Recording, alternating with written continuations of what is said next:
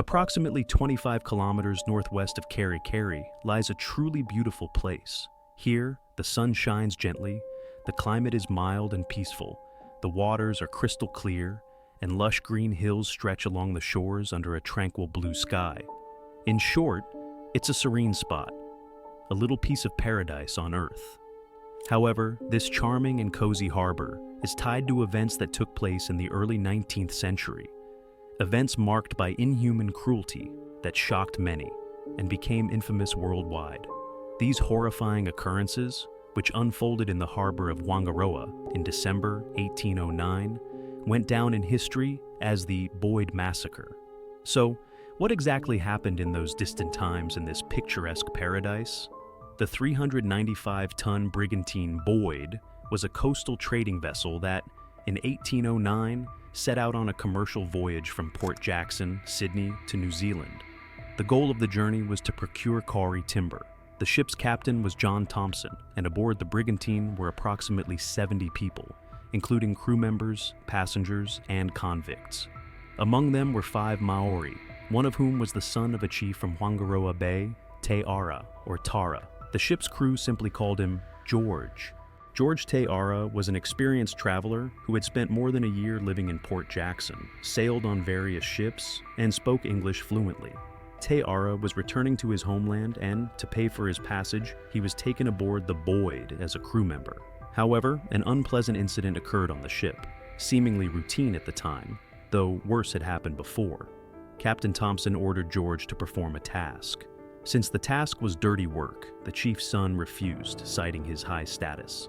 According to another version, Te Ara was unfairly punished because the ship's cook falsely accused him of stealing aluminum spoons, which the cook himself had thrown overboard. In any case, the chief's son was punished. He was deprived of food, tied to the mast, whipped, and thrown into the brig. After this, Te Ara harbored resentment toward the captain and vowed revenge. Gaining the captain's trust, Te Ara convinced him to head to Whangaroa, promising a large supply of high-quality timber. Suspecting nothing, Captain Thompson trusted him and steered the Boyd into Whangaroa Bay. Upon returning to his tribe, Te Ara immediately recounted what had happened on the ship and showed the marks of his beating. For the British at that time, flogging was a common punishment for minor theft. For example, stealing property worth 5 shillings could legally result in hanging. But for the Maori, the son of a chief was a privileged figure who could not be touched. Such humiliations as those inflicted upon Te Ara aboard the Boyd were considered a mortal insult and demanded bloody vengeance. 3 days after arriving in the bay, Captain Thompson decided to explore a small river called Kao, which flows into Whangaroa Harbor. He organized a small expedition, which he joined personally, along with 3 sailors and the first officer. They carried no weapons. The Europeans were accompanied by a group of Maori. However, as soon as the boat disappeared from view, the Maori attacked the Europeans with axes and tomahawks, killing them all. They stripped the bodies of their clothing and brought them to the village for consumption. Captain John Stewart wrote about Maori rituals. When European witnesses visited places after battles between tribes, they were confronted with horrifying scenes of savagery, which the European mind could not accept. Pools of blood lay scattered with the bones of defeated enemies. In Maori villages on such days, corpses were strewn everywhere, and pieces of flesh often hung near the doors of many huts. Entrails were discarded, while women calmly attended to their earth ovens as if nothing unusual had happened. When all the meat could not be consumed at once, it was stripped from the bones, dried in the sun, and stored in baskets. The dried meat was coated with human fat to keep it moist. The skin was dried and repurposed into baskets, containers, or hoops. At dusk, a group of warriors disguised themselves in sailors' uniforms and, under the cover of darkness, launched an attack on the ship. In a short time, nearly everyone aboard the ship was killed. 5 people managed to climb high into the rigging, which the Maori were afraid to scale. From there, they witnessed a horrifying scene as the victors, covered in their victims' blood, dismembered the bodies and carried their gruesome feast ashore. The survivors clung to the masts through the entire night. At dawn, a canoe belonging to Te Pahi, a chief from the Bay of Islands, appeared in the harbor.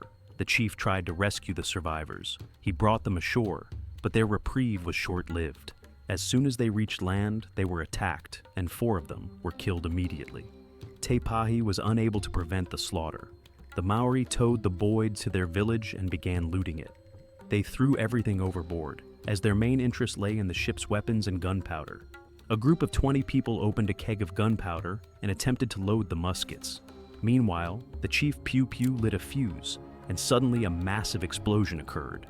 The flames ignited the whale oil stored in the hold, and within a short time, the brigantine was completely consumed by fire down to the waterline. The Maori declared the charred remains sacred and untouchable. When news of the tragedy reached European settlements, Captain Alexander Barry of the ship Edinburgh sailed to Whangaroa Harbor and rescued 5 survivors of the massacre, including 2 children. In March 1810, 5 whaling ships sought to avenge the massacre of the Boyd by mistakenly attacking the island of Te Pahi, the very chief who had tried to save the surviving Europeans. Dozens of people were killed, and Chief Te Pahi himself was seriously wounded. Te Pahi understood the reason for the attack. Gathering his surviving warriors, he launched a retaliatory assault on the Whangaroa tribe, the true perpetrators of the tragedy. During the battle, Te Pahi was struck down by a spear to the chest and killed instantly. When news of the events in Whangaroa Harbor reached Australia and Europe, New Zealand became known as the Islands of Cannibals. Notices were printed and widely distributed in Europe, warning against visiting this cursed shore. Christian missionary efforts in New Zealand were suspended for several years, and the number of ships visiting these islands decreased to an absolute minimum. Until 1814, European ships avoided New Zealand's shores, and sailors were strongly advised not to approach.